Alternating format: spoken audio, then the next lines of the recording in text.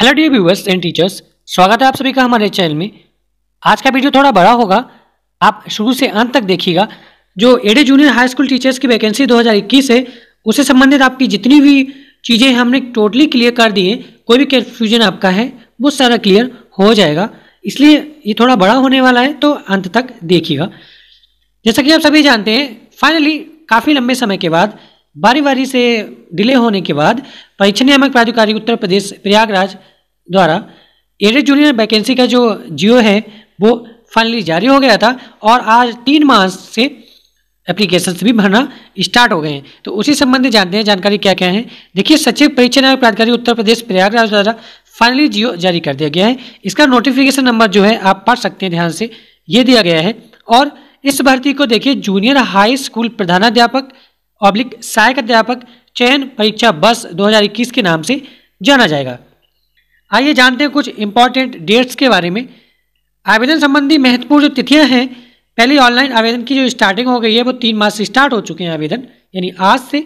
Online आवेदन की जो अंतिम तिथि है वो 17 मार्च है, यानी कुल 14 दिन का ही समय दिया गया है। और फीस जमा करने की अंतिम तिथि है 18 मार्च। आवेदन को फाइनल सबमिट करना और उसकी प्रिंट लेना, इसकी लास्ट डेट है 19 मार्च। ठीक है। अब जो प्रवेश पत्र जारी होंगे परीक्षा के लिए वो 9 अप्रैल को जारी हो जाएंगे और परीक्षा जो होने वाली है इस भर्ती की वो 18 अप्रैल को होगी। अब देखिए, प्रथम प्रश्न पत्र का समय क्या रहेगा। जो सहायक अध्यापक और प्रधानाध्यापक दोनों देंगे वो 10 बजे से 12:30 बजे, यानी 2.5 घंटे का होगा।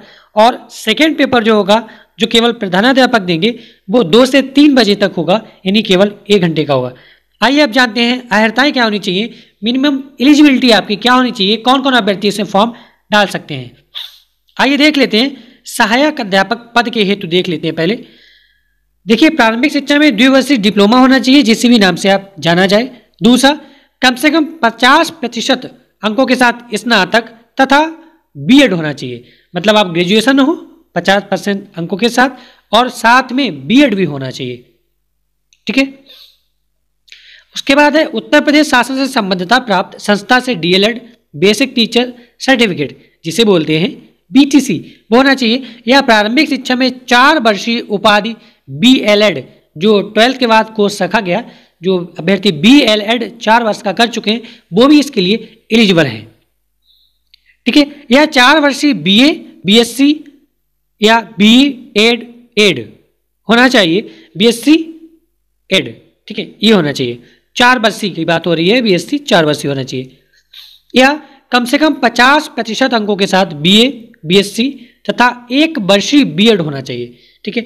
50% आपका बीए या बीएससी हो प्लस में 1 वर्ष का बीएड हो, तो आपका इनमें से कोई भी एक चीज आपके पास है तो आप डाल सकते हैं इसमें फॉर्म। सिंपल सी बात कहें तो जो बीएड हैं किए हुए हमारे अभ्यर्थी और जो बीटीसी या डीएलएड किए हुए हैं और 4 वर्ष का जो बीएलएड कोर्स किए हुए हैं, या जो 50% अंकों के साथ बीए बीएससी किए हुए हैं और साथ में 1 वर्ष का बीएड किए हुए हैं। और साथ में देखिए क्या मांगा गया है इसमें, राज्य सरकार या भारत सरकार द्वारा संचालित उच्च प्राथमिक स्तर की टीटी होना चाहिए। ठीक है, जूनियर लेवल की टीटी इसमें अनिवार्य की गई है। इसी तरह से देखिए, यही सारी जो एलिजिबिलिटी हैं वो प्रधानाध्यापक पद के लिए भी रहेंगी, लेकिन इसमें क्या हो जाएगा एक्स्ट्रा, और इसमें एक्स्ट्रा ये हो जाएगा, इसमें बेसिक शिक्षा परिषद से मान्यता प्राप्त जूनियर हाई स्कूल अथवा उच्च बेसिक स्कूल में 5 वर्ष का अध्यापन का अनुभव मांगा गया है, 5 वर्ष का एक्सपीरियंस मांगा गया है। बस इतना सा एक्स्ट्रा है और बाद बाकी सभी एलिजिबिलिटी जो है क्वालिफिकेशन हमारी सहायक अध्यापक वाली है। आइए अब जानते हैं आयु सीमा क्या होना चाहिए। सहायक अध्यापक पद के हेतु न्यूनतम आयु 21 वर्ष और अधिकतम 40 वर्ष। प्रधानाध्यापक पद के लिए न्यूनतम आयु 30 वर्ष और अधिकतम 40 वर्ष। अब एज रिलैक्सेशन कैसे मिलेगा। देखिए, जो एससी एसटी ओबीसी हैं उनको 5 वर्ष की छूट दी जाएगी। मतलब अगर वो 45 वर्ष के हो जाते हैं फिर भी वो फॉर्म डाल सकते हैं। भूतपूर्व सैनिक हैं उन्हें 3 वर्ष की दी जाएगी, यानी 43 ईयर्स के हो जाते हैं तो 3 वर्ष की छूट देकर अधिकतम वो 40 वर्ष पर फॉर्म डाल सकते हैं। और विकलांग जो हैं 15 वर्ष की छूट दी जाएगी उन्हें, जैसे वो 55 साल के हैं तो उन्हें 40 में काउंट किया जाएगा। निवास की क्या इसमें बाध्यता दी गई है। अभ्यर्थी भारत का नागरिक होना चाहिए और आवेदन की तिथि से पूर्व उत्तर प्रदेश में निरंतर 5 वर्षों से रह रहा हो स्थायी रूप से। ठीक है, अब आता है परीक्षा कार्यक्रम। ये बहुत इंपॉर्टेंट है, देख लीजिएगा। जो सहायक अध्यापक पद के हेतु है वो केवल एक प्रश्न पत्र होगा, कुल 150 अंकों का, और प्रश्न पत्र का मोड होगा क्वेश्चन पेपर का, वो MCQ होगा, बहुविकल्पी होगा, OMR सीट भरी जाएगी। ठीक है, टाइमिंग क्या रहेगी सहायक अध्यापक की? 10 से 12:30। ठीक है, सुबह 10 बजे से 12:30 रहेगी और 2.5 घंटे का पेपर होगा। स्तर क्या रहेगा इसका कठिनाई का? ये ग्रेजुएशन लेवल का होगा, स्नातक स्तर का होगा। इसमें 2 खंड होंगे। प्रथम खंड जो है 50 अंक का होगा, जिसमें सामान्य ज्ञान होगा। ये अनिवार्य रूप से, मतलब ये कंपलसरी है ये खंड। ठीक है, इसमें क्या रहेगा सामान्य ज्ञान में? हमारा करंट अफेयर रह सकता है, सामान्य ज्ञान जो भी है हमारा, जनरल नॉलेज और रीजनिंग, तार्किक क्षमता इत्यादि हो सकती है, अनिवार्य है। और द्वितीय खंड जो है वो 100 अंकों का होगा। इसमें क्या होगा? द्वितीय खंड में आपको इन तीनों में से कोई एक का चयन करना होगा। भाषा शिक्षक के लिए संस्कृत, हिंदी या अंग्रेजी, इनमें से कोई एक भाषा चुनिए। सामाजिक अध्ययन शिक्षक के लिए सामाजिक अध्ययन आएगा। और विज्ञान एवं गणित शिक्षकों के लिए ध्यान रखना, विज्ञान एवं गणित शिक्षकों के लिए दोनों अनिवार्य हैं, विज्ञान व गणित एक साथ आएगा। ठीक है, लेकिन इन तीनों में से आपको कोई एक का चयन करना है। आइए पासिंग मार्क्स जान लेते हैं। पासिंग मार्क्स जो है सहायक अध्यापक के लिए 150 में से टोटल 97 होना चाहिए। ये जनरल कैटेगरी के लिए है, 65% अंक होना चाहिए, 65%। ओके, और जो रिजर्व कैटेगरी है हमारी, जैसे ST, SC, OBC, भूतपूर्व सैनिक, विकलांग वगैरह वगैरह, उनके लिए 60% होना चाहिए पासिंग मार्क, यानी 150 में से 90 मार्क्स हैं तो पास हो जाएंगे आप। लेकिन ध्यान रखिएगा मेरिट बनेगी तो कोशिश कीजिएगा आप अधिक से अधिक अंक लाने की। आइए अब जानते हैं प्रधानाध्यापक पद के हेतु परीक्षा क्या है। देखिए, प्रधानाध्यापक पद में 2 प्रश्न पत्र होंगे, वो भी इनका भी MCQ रहेगा और स्नातक स्तर का पेपर होगा। पहला प्रश्न पत्र जो है सेम जो सहायक अध्यापक का होगा, सहायक अध्यापक वाला पेपर प्रधानाध्यापक को भी देना पड़ेगा। जो अभ्यर्थी हमारे प्रधानाध्यापक के पद पर डालेंगे उनको भी सहायक अध्यापक वाला पेपर देना पड़ेगा। वही सेम टाइम रहेगा, 2.5 घंटे का। ठीक है, लेकिन जो दूसरा पेपर होगा इनका, वो प्रधानाध्यापक का एक्स्ट्रा पेपर होगा दूसरा, 50 अंकों का रहेगा। ठीक है, उसका नाम है शैक्षिक प्रबंधन एवं प्रशासन। ठीक है, एक चीज और बता दें, जो हमारे सहायक अध्यापक में भाषा में है संस्कृत, हिंदी, अंग्रेजी रहेगी, और सामाजिक अध्ययन में ज्योग्राफी आ सकती है, हिस्ट्री, पॉलिटी और एक्सेट्रा रहेगा, और गणित विज्ञान में bio, chemistry, physics, math etcetera, ये ग्रेजुएशन लेवल का रहने वाला है। अब इसमें प्रधानाध्यापक पद में क्या है, टोटल 200 अंकों का पेपर होगा। ओके, और पासिंग मार्क क्या है जनरल के लिए 130 रहने वाला है, 65%, वही सेम। और रिजर्व कैटेगरी के लिए 60% यानी 120 रहने वाला है। हम फिर से यही कहना चाहेंगे कि आप अधिक से अधिक अंक लाने की कोशिश करें, मेरिट बढ़ेगी तभी आप सिलेक्शन के लिए एलिजिबल हो सकते हैं, चांसेस हो सकते हैं।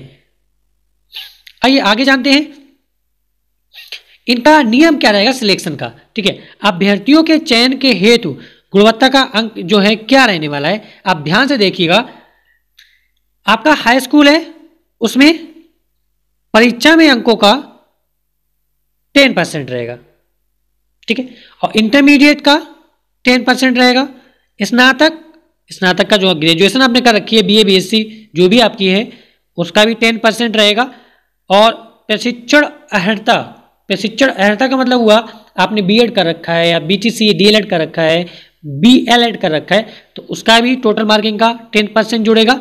और जो भर्ती परीक्षा आप देंगे पेपर, ध्यान दीजिएगा, उसमें परीक्षा के टोटल अंकों का 60% अंक जुड़ेंगे, ध्यान रखिएगा। इसीलिए हम आपसे कह रहे हैं जो आप एग्जाम देंगे बहुत अच्छे से तैयारी कीजिएगा इस भर्ती परीक्षा की, और ज़्यादा से ज़्यादा अंक लाने की कोशिश कीजिएगा। इसमें आपको बेनिफिट मिल सकता है, क्योंकि जिन अभ्यर्थियों की एकेडमिक मेरिट कम है तो उन अभ्यर्थियों का इसमें भर्ती परीक्षा में ज़्यादा अंक लाने वाले अभ्यर्थियों का फायदा हो सकता है।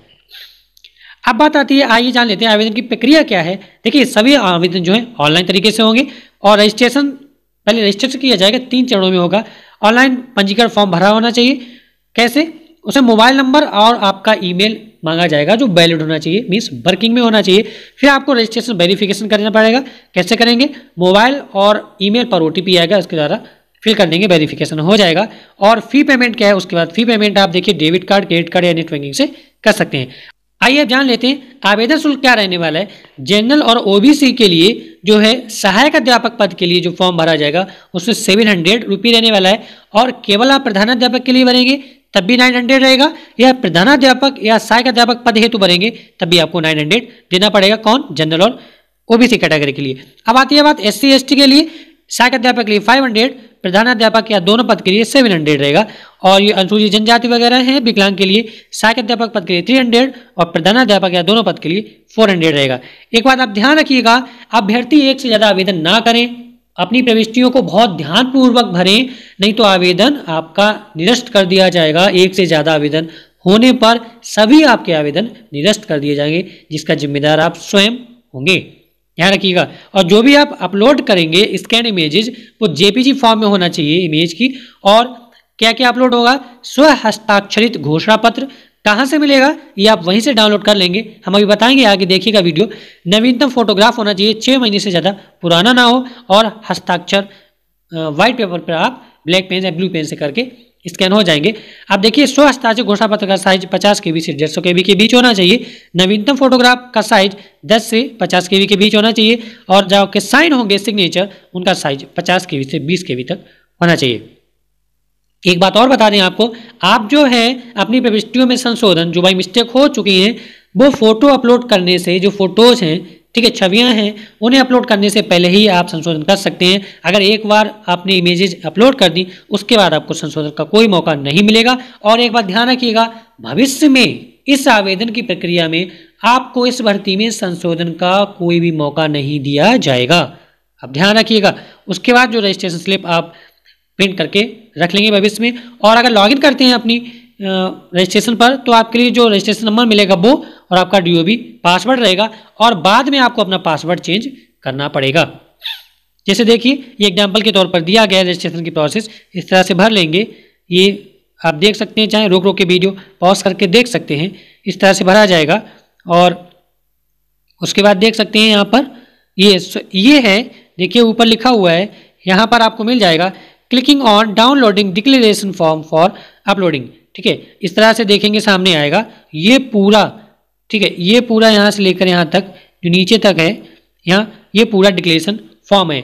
यही चीज़ जो है आपको अपनी हैंड राइटिंग में यहाँ उतार देना है और अपने साइन करना है, ठीक है। ये प्रिंट आउट आप निकाल लेंगे। उसके बाद यहाँ पर ये देखो जो मैटर दिया गया है, ये पूरा यहाँ से यहाँ तक ये आप उतार देंगे अपनी हैंड राइटिंग में यहाँ पर इन लाइन्स में, और यहाँ पर अपना साइन कर देंगे। फिर ये पूरा जो है ये पूरा फॉर्मेट आप अपलोड कर देंगे, जिसका साइज मैक्सिमम 150 KB बताया गया है, ठीक है। उसके बाद देखेंगे आगे बढ़ेंगे, इसमें फिर आपको क्या है अपना पासवर्ड चेंज करना होगा, ये हमने अभी बताया था। उसके बाद आगे देखेंगे न्यू पासवर्ड जनरेट कर लेंगे। फिर आगे क्या आएंगे, फी आपको सबमिट करनी पड़ेगी। आप स्टेट बैंक में, स्टेट बैंक का गेटवे है ये, आप अपनी किसी भी बैंक के कार्ड से कर सकते हैं, क्रेडिट कार्ड या डेबिट कार्ड या नेट बैंकिंग से, ठीक है। फी सबमिट करने के बाद देखिए आपको जो है दूसरा पार्ट भरना पड़ेगा। दूसरा पार्ट में आपकी एग्जाम डिटेल रहेगी, ठीक है, सेंटर वगैरह रहेगा और जो आपकी क्वालिफिकेशन है, ठीक है। उसके बाद अगला पार्ट आएगा करस्पॉन्डिंग एड्रेस वगैरह और जो आपकी अपलोड होंगी इमेजेस उसका पार्ट आएगा। और फाइनली पार्ट जो है ये देखिए अपलोडेड का आ गया, और फाइनली पार्ट जो है देख सकते हैं यहाँ पर ये प्रिंट का आएगा। आप इस तरह से भर सकते हैं, ये आपका इस तरह से फाइनली प्रिंट होकर आ जाएगा। तो आपको हम बता दें, ध्यान रखिएगा आप अपना आवेदन बहुत ध्यानपूर्वक भरिएगा, कभी भी कहीं से भी कोई मिस्टेक ना हो जाए, नहीं तो प्रॉब्लम हो सकती है। आप देख सकते हैं यही चीज़ देखो यहाँ पर उतारी गई घोषणा पत्र इस तरह से अपलोड किया जाना है, ठीक है। और आपको बता दें कुछ तिथियाँ और हैं, जैसे इसकी जो आंसर की है वो लगभग जारी होने की तिथि है लगभग 23 अप्रैल को जारी हो सकती है, और उत्तरमाला जो ऑनलाइन है आपत्ति है वो 27 अप्रैल को आप दाखिल कर सकते हैं आपत्तियाँ। और फाइनली जो मूल्यांकन करा के परीक्षा फल रिजल्ट आने की जो संभावना है 18 मई को है, ठीक है। ये संभावित तिथियाँ आगे पीछे भी हो सकती हैं। तो आपको वीडियो कैसा लगा? अगर कोई भी कन्फ्यूजन है, प्रॉब्लम है, आप हमसे जरूर पूछिएगा कमेंट सेक्शन में। और आपको इससे संबंधित PDF चाहिए या कुछ रूल्स हैं क्या, कहाँ पर भरना है, तो हमें हमारे व्हाट्सएप पर मैसेज कीजिएगा या टेलीग्राम ग्रुप से जुड़िएगा।